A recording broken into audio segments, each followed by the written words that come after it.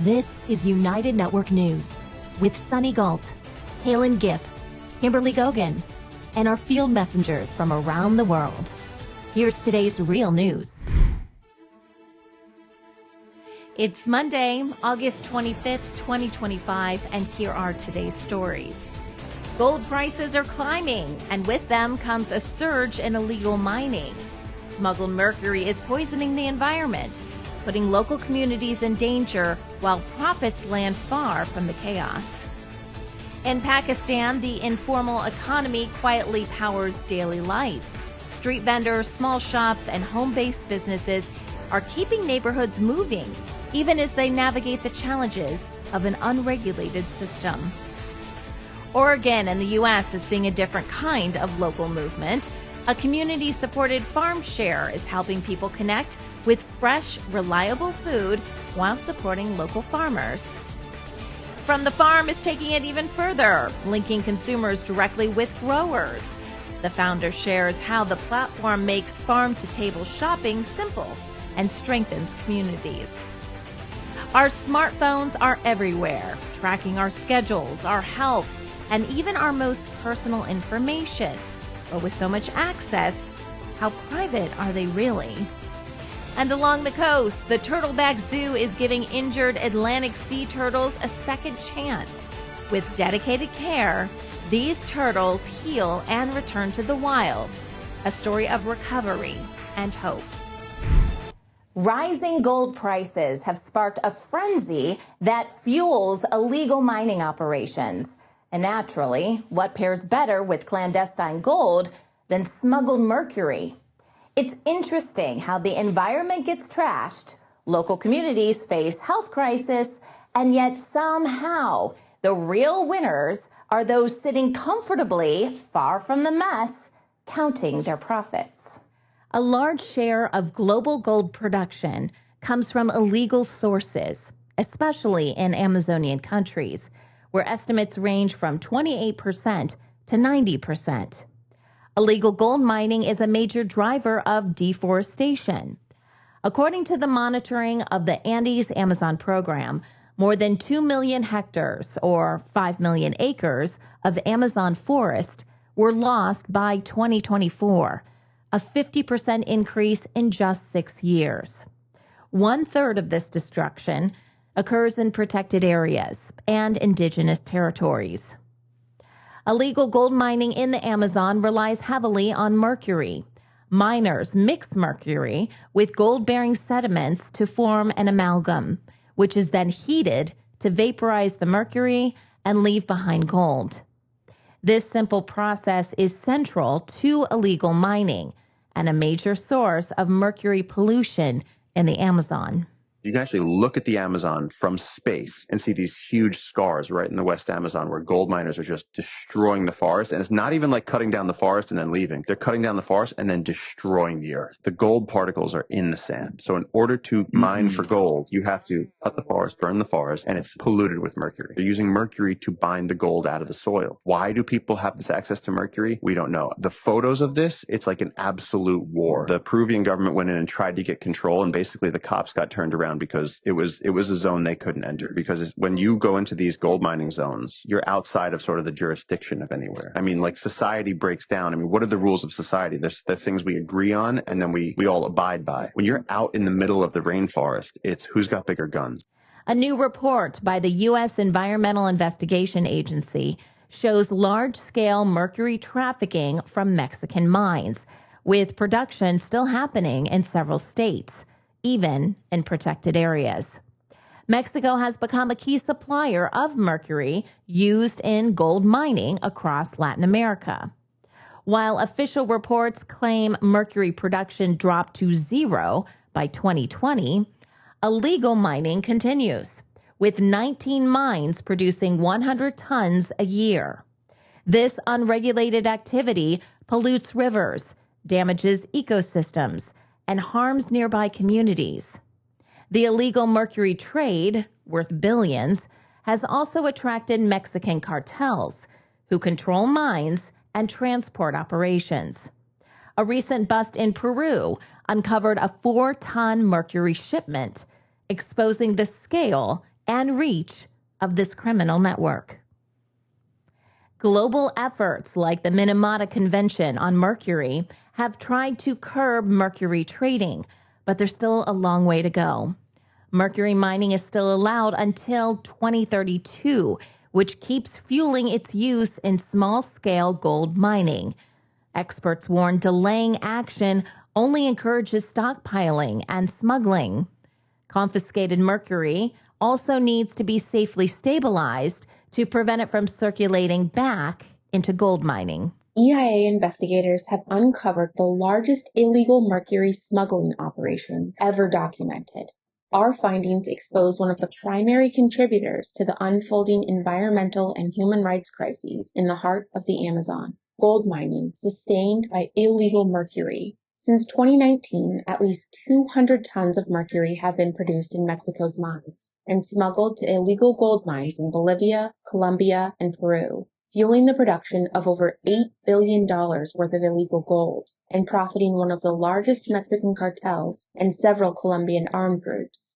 Mercury, one of the 10 most deadly chemical substances in the world, is a critical component of artisanal gold mining. It is used to extract gold particles from sediment, and when burned, releases highly toxic vapor, which makes it into the air, water, and ground. Communities in South America, particularly in the Amazon, are the first victims of the contamination. Mercury traffickers have relied on one of the world's last active mercury mining hubs, hidden deep inside a UNESCO biosphere reserve. There, mercury production continues under the radar before being hidden in bags of gravel and transported by the tons in standard shipping containers to avoid detection. With gold prices at record highs, the cost of mercury has skyrocketed and now sells for up to 400% more in the Amazon than in Mexico, offering traffickers massive profits and a rapid return on investment. Smuggling can also be curbed with well-resourced task forces equipped to track and intercept illegal shipments. Governments could shift their focus and provide affordable mercury-free gold extraction methods and proper training to miners to support sustainable practices. Pakistan's informal economy is a big part of everyday life. From street vendors and small shop owners to home-based businesses, it's a lively and unregulated sector that keeps things moving. Sure, it has challenges, but it also keeps communities connected and drives local businesses in its own unique way. One major factor driving the informal sector is overpopulation, paired with limited job opportunities. This has led to a massive network of street vendors, small businesses, and domestic workers, many of which operate outside the tax system. Real estate also plays a big role, with cash payments and underreported property values being common. Sectors like construction and labor often run under the radar, with deals going unrecorded. A recent study by the Sustainable Development Policy Institute shows around 40% of Pakistan's retail sector skips taxes and licenses, while small factories underreport production, pay in cash, and cut corners on safety. This leaves workers vulnerable to low wages, long hours, and unsafe conditions, with little access to health care or social protection. With nearly half of the population living below the poverty line, according to World Bank data, the informal sector continues to fuel the cycle of poverty for millions. More than 230 million people call Pakistan home, making it the world's fifth largest nation by population. But ask them how they're doing, most will say they're unhappy at best. And it's getting worse. This gray line, it represents people's plunging optimism about Pakistan's economic outlook, while this one tracks the corresponding surge of pessimism. Wage growth has not kept up to inflation and everyone has become a bit more poorer now. It's become difficult to make ends meet. The rent expense of a middle class income is now almost equal to the electricity bills of their households. Think about that for a moment. energy bills each month equal to the price of the rent on your home. We've seen a sharp rise in food prices in the last 2 years. They're up almost 50% and they're sticky over here now. Just look at the cost of milk. The previously tax-exempt staple costs more in Karachi than it does in wealthy cities like these. Street vendors in particular are a major part of the urban landscape. They provide affordable goods, create income for thousands, and keep cities buzzing, especially as formal jobs become harder to find. But because they operate informally, they're often the first to face crackdowns. Many try to adapt by relocating to quieter streets or carrying less stock to avoid heavy losses. According to the 2024 Human Rights Commission of Pakistan report, most street vendors come from low-income families, often scraping by day to day. Many are rural migrants who don't know their rights, making them easy targets for harassment and illegal fines from municipal staff, police, and shopkeepers. After a 2018 Supreme Court ruling to clear encroachments, thousands of vendors were evicted from streets where they had worked for years. With no laws to protect them, street vendors are left vulnerable to displacement, harassment, and even violence. Despite contributing nearly a third of Pakistan's GDP, informal workers earn less and produce less per hour than formal workers. The reason? They're excluded from systems from loans to licensing and training. So in 2025, the Punjab government rolled out a scheme to distribute model handcarts to street vendors in Lahore. The aim was clean, standardized carts, legal recognition for vendors, reduced harassment by authorities, a step towards formalization. 1,000 carts have been handed out so far, with plans to scale across 40 districts. On paper, this could be life-changing, offering stability, dignity, and a pathway to formal systems like credit and licensing. But soon after, reports surfaced of shady procurement, bribes, inflated costs, and even rigged tenders. When that happens, it doesn't just delay progress, it undermines trust. From vendors, from citizens, and even from performers who might want to do better. So why does Pakistan's informal sector stay so large? Experts say high taxes, complex rules, and corruption are driving many businesses in Pakistan into the shadows. The tax system is one of the most complicated globally, making it especially hard for small businesses to keep up with frequent changes. Corruption at all levels further discourages people from joining the formal economy, as the system often rewards dishonesty over compliance. Pakistan's informal economy powers millions of lives, but without proper policies and protections, it also reinforces cycles of poverty and inequality. For many, it's the only option, but it shouldn't have to be. Amino acids play a vital role in maintaining your overall health and well-being. Not enough amino acids and protein daily can result in brain fog, hormone imbalances, digestive issues, cognitive function, lack of energy, lower immunity, decreased muscle strength, and much more. That's why we created our amino acid complex, packed with 21 free-form, easily digestible aminos that skip the breakdown and go straight to work energizing your mind and body. Used by athletes, vegans, and high performers. New Earth's amino acid complex helps your mind and body recover, rebuild, and renew daily. Subscribe now and optimize your life. Hello, I'm Susan from Sweden. Wanda Michael from Eastern Uganda, Africa. Hi, I'm Tim from Vancouver, Canada. I'm Titeshwar Thavdao from Manipur State, India. I'm Gumba Obasi from Southeast Nigeria. Arnaito Chakrini from Western Uganda, Mbarara. At United Network News, you are the news. My name's Christina, field messenger, report first one in the hurricane down here in Southern California from Mexico. Real people reporting real stories from all around the world. At UNN, our field messengers are changing the face of news. This is Jason from United Network News. We're going to be doing some aircrete building with new technologies that allow us to live in comfort and also off the grid. Take the next step in changing the way the world gets the news. Become a UNN Field Messenger today. I am Michelle from South Africa, and we are the United Network News. I am United Network News. I am United Network News. If it is going to be, then it's up to me. If it's going to be, it's up to me. Si va a ser así, depende de mí. It's up to me. It's up to me. It's up to me.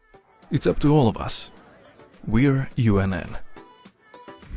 A community-supported farm share program in Oregon, USA is transforming the way locals connect with their food sources. UNN Field Messenger Sana Lee highlights the benefits of supporting local farmers. Hey UNN family, this is Sana Lee here in Milwaukee, Oregon, doing a Field Messenger report. I'm going to take you along to show you how I pick up my weekly farm share. I've been getting fresh vegetables from my family for a year and a half now, and I pick up once a week at this sweet little florist shop, and I'm picking up for my friend today. I'm also going to be getting my weekly ferment or my weekly pickle, depending on which vegetable the farm decided to ferment or pickle for us this week. Oh my gosh, I'm so excited. This is a new kraut I've never seen before. Thai basil kraut. Look at that. It's going to be amazing. I can't wait to try it. We like to eat sauerkraut with at least once a day with every meal. I also on Friday drive out to a dairy close to our house and get to pick up fresh raw cow milk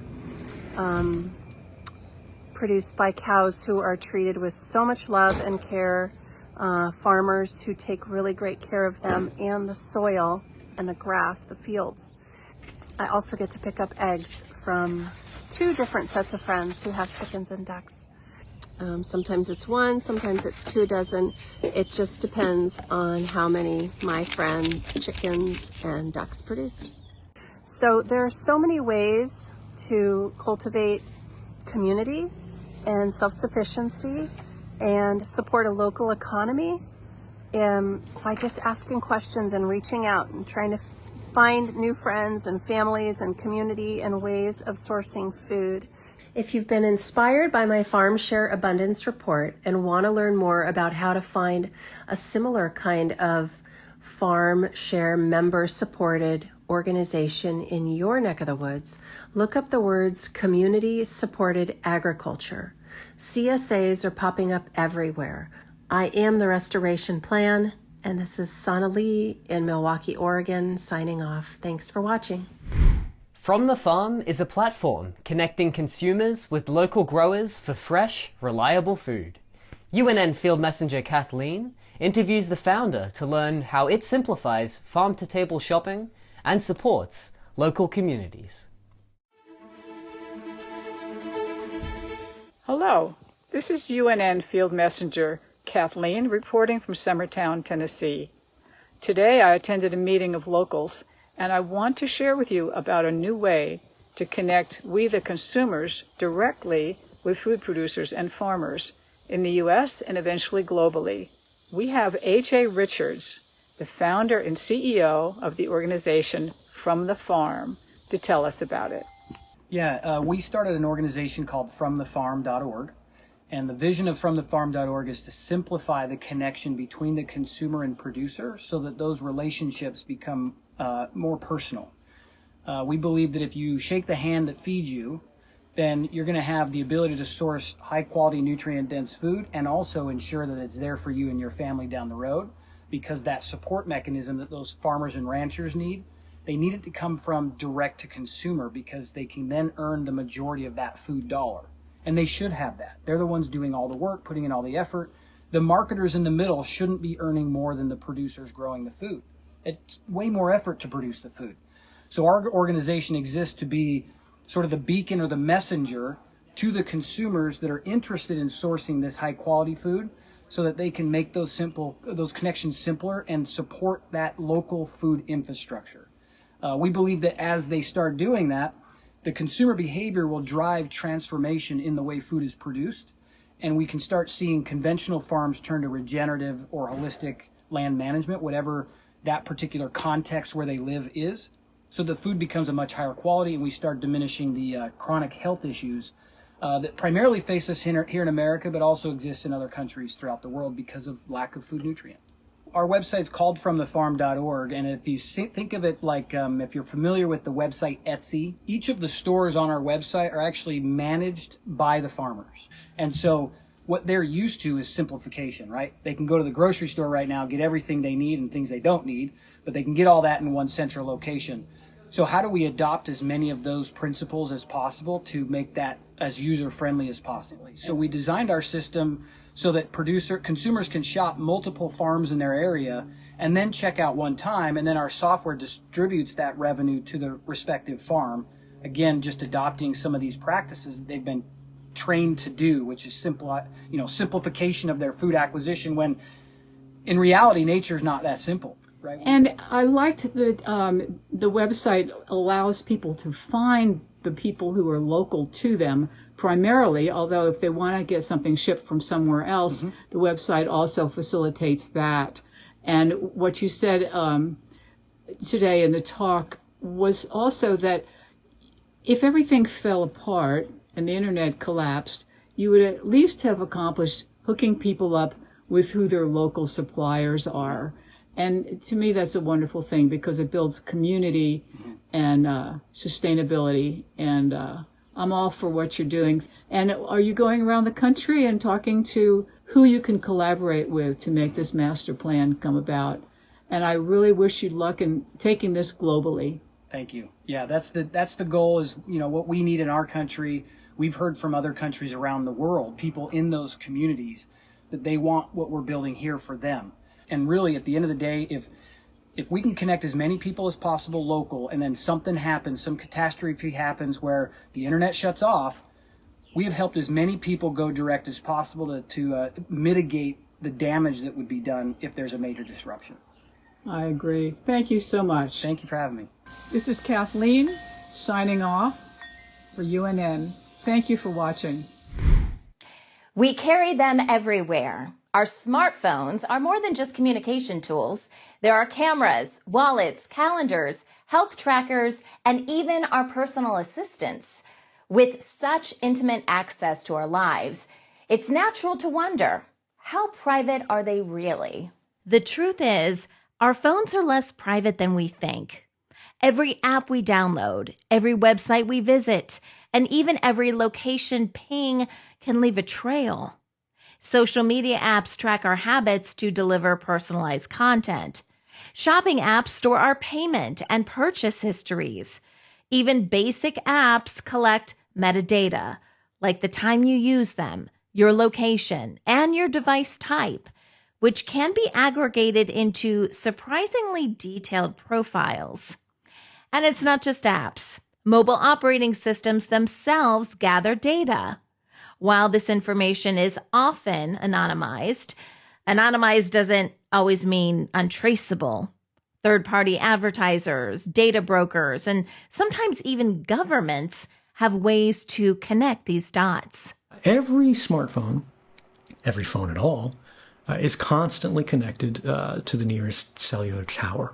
Every phone, even when the screen is off, you think it's doing nothing. You can't see it because radio frequency emissions are invisible. It's screaming in the air, saying, here I am, here I am. And every cell phone tower with its big ears is listening for these little cries for help and going, all right, I see Joe Rogan's phone, right? I see Jamie's phone. I see all these phones that are here right now. And it compares notes with the other network towers, and your smartphone compares notes with them to go, who do I hear the loudest? And who you hear the loudest is a proxy for proximity, for closeness, distance, right? They go, whoever I hear more loudly than anybody else, that's close to me. So you're going to be bound to this cell phone tower, and that cell phone tower is going to make a note, a permanent record, saying this phone handset with this phone number at this time was connected to me, right? And based on your phone handset and your phone number, they can get your identity. But what this means is that whenever you're carrying a phone, whenever the phone is turned on, there's a record of your presence at that place that is being made and created by companies. It does not need to be kept forever. And in fact, there's no good argument for it to be kept forever. But these companies see that as valuable information, right? This is the whole big data problem that we're running into. And all this information that used to be ephemeral, right? Where were you when you were 8 years old, you know? Where'd you go after you had a bad breakup? You know, who'd you spend the night with? Who'd you call after? All this information used to be ephemeral, meaning it disappeared, right? Like the morning dew, it would be gone. No one would remember it. But now these things are stored. Now these things are saved. It doesn't matter whether you're doing anything wrong. It doesn't matter whether you're the most ordinary person on earth, because that's how bulk collection, which is the government's euphemism for mass surveillance, works. While much of the discussion around mobile phone privacy focuses on large corporations or hackers, tracking can also happen on a local, everyday level. Many smartphones constantly share location data with apps, even when users aren't actively using them. This means your personal habits, like where you shop, where you eat, and even the route you take to work, can be inferred from the very device you rely on for convenience. For survivors of domestic violence, the stakes are even higher. Mobile phones can unintentionally expose sensitive information, including current location, past contacts, and private messages. Perpetrators who have access to a victim's phone or even tracking apps installed without the victim's knowledge can monitor movements and communications. This creates real and immediate danger, making it easier for abusers to harass, intimidate, or locate victims despite protective measures. Even commonly used features such as cloud backups, location history, or social media check-ins can compromise safety if they're not carefully managed. Harper left her husband 2 years ago, and towards the end of their relationship, she says he secretly installed software on her phone that tracked her location, read her text messages, and recorded her calls. We disguised her identity because she is still afraid of her ex-husband. He installed a device on my vehicle so that he could track my whereabouts, and he recorded my conversations.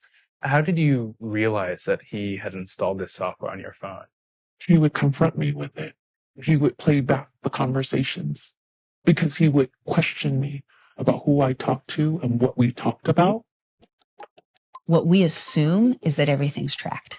Really? Because you assume that we assume that everyone's being tracked. Liz Ortenberger runs SafeNest, a Las Vegas domestic violence shelter that provides counseling and other services to 45,000 victims a year.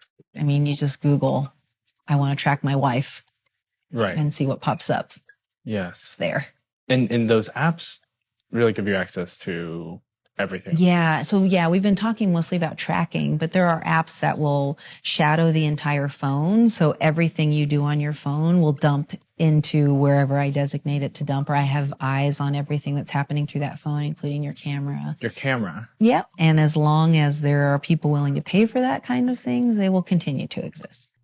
Governments worldwide have taken steps to strengthen mobile phone privacy.